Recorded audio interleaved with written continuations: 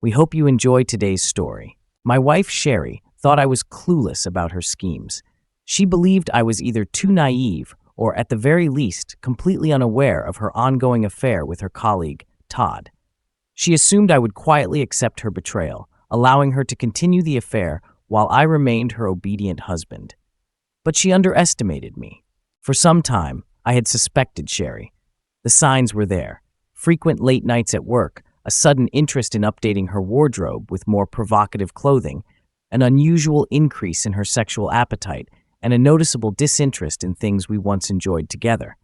I tried to talk to her about it, to address my concerns, but every time I was met with denial and dismissal.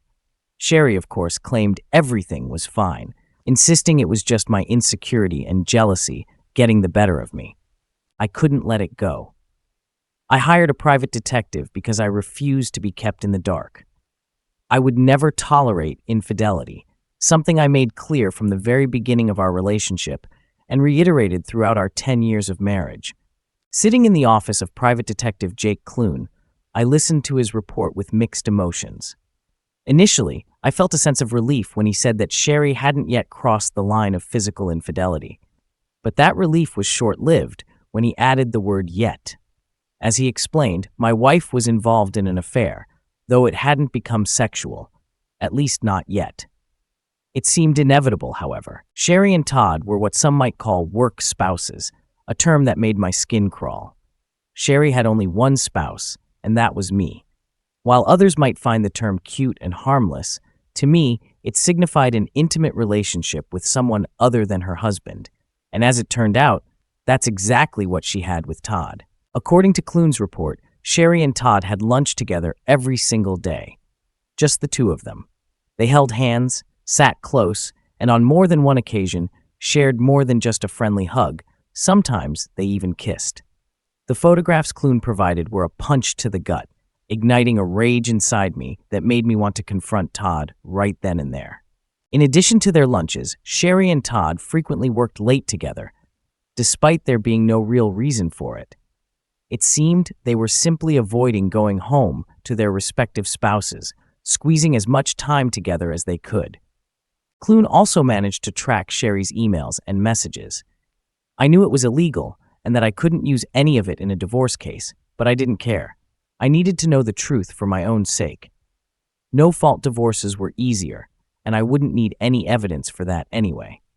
Clune refused to give me copies of the actual messages, nor did he let me see them. Instead, he offered a summary of their contents. He assured me that Sherry had never spoken ill of me. Several times, Todd had tried to demean me, but Sherry didn't allow it. I suppose that could have been worse. The emails and messages confirmed their romantic relationship, though neither of them had admitted to being in love. Their conversations were highly sexual, bordering on sexting. Todd had even sent Sherry pictures of his genitals, which she eagerly reciprocated with photos of her bare chest. As far as Clune could tell, she hadn't yet sent any pictures below the waist. As I sat in Clune's office, trying to digest everything, he dropped another bombshell. Todd's wife was leaving town for 3 days to visit her mother, and Sherry and Todd were planning to use that time to take their relationship to the next level. The only obstacle in their way was me. They weren't sure how they could spend the night together if I was still around. They considered several options. One was for Sherry to tell me she was going on a girls' weekend trip, but she feared I might speak to one of her friends and uncover the truth, so that idea was quickly scrapped. Another idea was to get me out of town. I bitterly recalled how Sherry had recently suggested I organize a golf trip with my buddies. I wasn't interested, so that plan also fell through. Finally, they came up with a new, direct approach: honesty. Todd was convinced that I was a pushover, a cuckold in the making, and that I would do anything to keep Sherry as my loving wife, even if that meant allowing her to close the chapter with another man. Somehow, he persuaded Sherry that by sleeping with him, she would be doing our marriage a favor, improving our sex life and relationship. He convinced her that all she needed to do was tell me about her plan, and I would relent. Obviously, this guy didn't know me, but what shocked me the most was that Sherry bought into his nonsense. She should have known I would never tolerate such a thing. If she didn't understand that, then she was delusional. Clune told me that was all the information he had, so I took what he gave me and went home. I asked him to keep monitoring Sherry's messages and to let me know if anything changed. On Friday, Clune called to inform me that Sherry planned to have the talk with me the following Monday after work. She was going to tell me that she planned to go on a date with Todd that Friday evening. The date would start with dinner and dancing, but would end with the two of them spending the night in a hotel room, having sex until they were exhausted. She intended to come back home to me on Saturday, or perhaps Sunday, depending on how much fun they had. Sherry and Todd had rehearsed her entire speech, convinced that I would accept her demands. They knew I would initially be upset, even angry, but Sherry planned to assure me that it would be just this once, even though they both knew it wouldn't be. She believed that afterward, she would reward me with sex as a way of thanking me for my understanding. Given that Sherry and I hadn't had sex in months, she assumed I would be so desperate that I would gladly accept Todd's sloppy seconds. How considerate of them to think about my needs. I had just 2 days to prepare for the confrontation. Sherry and Todd mockingly referred to it as an intervention. But damn if it would go as they imagined. I decided to turn their intervention into my ultimatum. I spent the weekend running through scenario after scenario, trying to figure out what I was going to do and how I could salvage my marriage. First, I had to decide if I even wanted to save it. I wasn't sure I did. As I pondered my feelings for Sherry, a plan of action began to take shape. I decided to confront her directly and end this once and for all. When we first got married, Sherry and I seemed blissfully happy. We spent every moment together, sharing everything life had to offer. She was my best friend and my greatest lover, but somehow all of that had vanished. Maybe that's just how things are. Nothing lasts forever. Perhaps my view of marriage was outdated and idealized. I thought we would be a team, facing life's challenges side by side, overcoming every obstacle together. Sherry and I had both been married before, and if this marriage failed too, maybe the problem wasn't us. Maybe it was the institution of marriage itself. In a world of 30-second sound bites, rapidly evolving culture, social media, and instant gratification, perhaps marriage, like dinosaurs and compact discs, is a thing of the past. Part of me thought that if Sherry wanted to be with Todd, maybe I should just let her go. But then I snapped out of it. There was no way I would let her make a fool of me. Maybe I didn't want her anymore, but there was no chance in hell I would let Todd take my wife from me. By the time Monday rolled around, I was ready to fight. Sherry called me right after lunch. "Hey Sherry," I began, "is everything okay? You never call me at work anymore. I hope everything is all right." "Hello, dear," she replied. "Dear, really? Did she also use that term with Todd?" "Nothing's wrong. I just wanted to make sure you'll be home on time today. I need to talk to you about something very important, so I need you to be there." "Oh, okay," I responded, adding, "That's good because I also have some important news for you. I should be home around 5:15. Will that work?" She hesitated before responding, clearly trying to gather information. "Big news? What kind? I'll tell you tonight," I said, deciding to end the call. "I'm in the middle of my monthly report. I need to get it done so I can leave on time. See you at home." I hung up the phone and walked down the hallway to my boss's office to tell him I was taking the rest of the day off. He had no objections, which was good. I had a few things to prepare for the showdown. I was sitting at the kitchen table when, at exactly 5:27, I heard the garage door open. I was nervous, but more than anything, I was angry. I tried my best to maintain a calm exterior, but inside, my emotions were raging like a storm. An open bottle of Sauvignon Blanc sat on the table, with 2 glasses ready. 2 minutes later, the door opened. "Nội dung này có thể vi phạm chính sách sử dụng của chúng tôi. Chúng tôi có hiểu sai không? Vui lòng cho chúng tôi biết bằng cách chọn ngón tay hướng xuống đối với phản hồi này." 2 minutes later, the door opened, and Sherry walked in alone, tossing her keys and purse onto the table. I was relieved she hadn't brought Todd along. That would have complicated things even further. I smiled, masking my inner turmoil. "Hello, dear," I said, echoing the endearment she had used earlier. "Welcome home. Do you need some time before we talk, or would you prefer to get straight to the point?" She looked stunned by my eagerness to talk. I think she assumed we would ease into it, but I wasn't going to give her the upper hand. I needed to keep her off balance, to disrupt her plans as much as possible. I didn't expect you to be sitting here waiting, Sherry stammered. But yes, I guess the sooner we start, the sooner we can get on with our evening. She walked over and sat down across from me. If you don't mind, I'd like to share my news first. Is that okay? I asked, though my tone made it clear I wasn't really asking for permission. No, that's fine, she replied hesitantly. Good. Would you like a glass of wine? I didn't wait for her answer. I poured us both a glass and slid one across the table to her. Yes, that would be great, she said with a sigh, taking a large sip.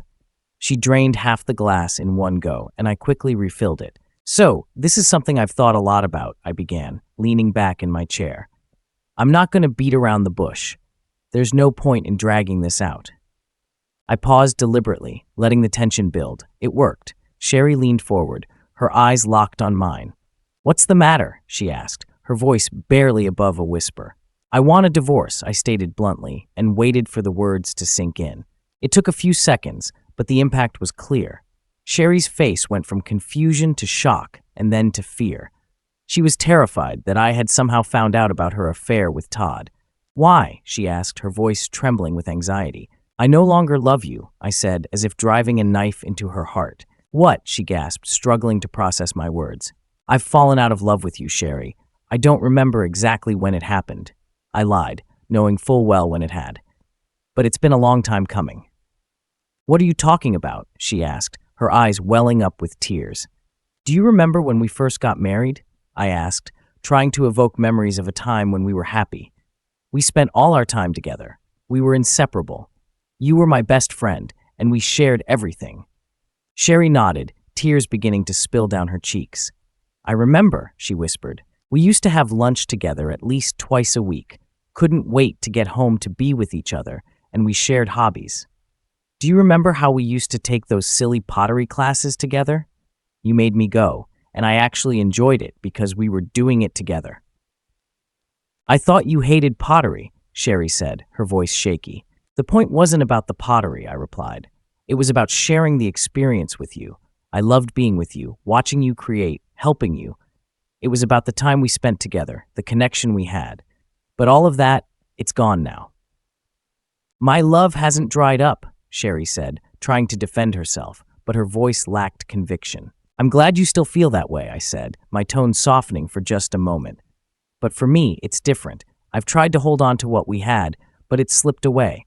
Our marriage has changed, Sherry. We've grown apart.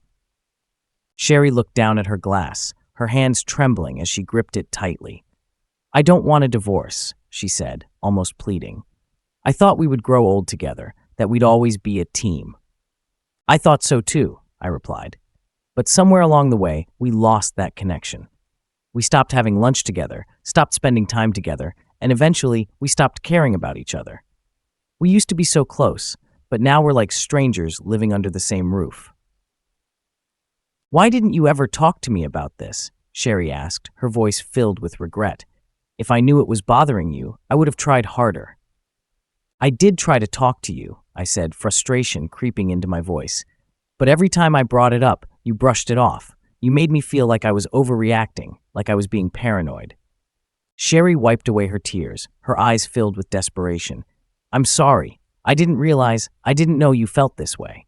It's too late for apologies, Sherry, I said, shaking my head. Our marriage is over. I've already met with a lawyer and filed the paperwork. You'll be served on Friday. Her face went pale, and she looked at me with wide eyes, disbelief written all over her features. Wait, what? You've already filed for divorce? Yes, I replied, my voice firm. It's for the best. We can move on with our lives and start fresh. There's no point in dragging this out any longer. But I don't want a divorce, she stammered, her voice breaking. I love you. I don't want to lose you. I'm sorry, Sherry, I said, my tone cold and final. But I don't love you anymore. It's over. Sherry sat in stunned silence, her world crumbling around her. After a few moments, she found her voice again, desperation dripping from every word. You can't just leave me. You can't throw away 10 years of marriage like this. Please, let's talk about this. We can work it out. There's nothing left to work out, I said, standing up from the table. I've already made up my mind. We'll split everything 50-50, and you can keep the house until it sells. I've already packed my things and will be staying in a hotel for now. Sherry's tears flowed freely now, her hands shaking as she reached out for me. Please, don't do this. I'll change. I'll do whatever it takes. Just don't leave me. I'm not leaving you, Sherry, I said, my voice cold. You've already left me. You chose Todd over me, and now you have to live with the consequences. Todd means nothing to me, she sobbed. I don't love him. It was just a fling, a stupid mistake. I was trying to spice things up, to bring some excitement back into our lives. Please, you have to believe me. I shook my head, looking at her with pity.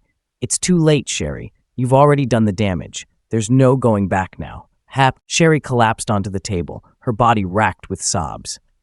I'm so sorry, she cried. I'll do anything to make it right. Please, just give me another chance. I stared at her, my heart hardening with every tear she shed. I can't, I said, my voice final. It's over. With that, I turned and walked out of the house, leaving Sherry sobbing at the kitchen table, her cries echoing in my ears as I closed the door behind me. Sherry fought against the divorce, but I didn't want a long and drawn-out legal battle. When the judge suggested marriage counseling, I reluctantly agreed. To my surprise, the counseling sessions helped more than I expected. Sherry and I confronted our feelings, talking openly and honestly about everything.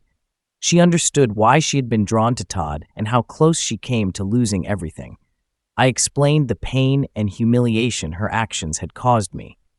Over time, we began to rebuild our relationship. Sherry changed jobs and started working at my company. We began commuting together, having lunch together, and spending more time with each other.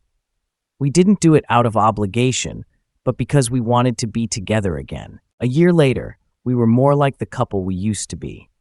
We decorated a small Christmas village together, finished painting those long-abandoned pictures, and even signed up for another pottery class. We enrolled in ballroom dancing and rediscovered the joys of being with each other. One evening, as we cuddled under a blanket, eating popcorn and watching You've Got Mail for the 100th time, Sherry turned to me, tears in her eyes. Honey, I need to talk to you about something important, she said, her voice trembling. My heart skipped a beat, panic rising in my chest.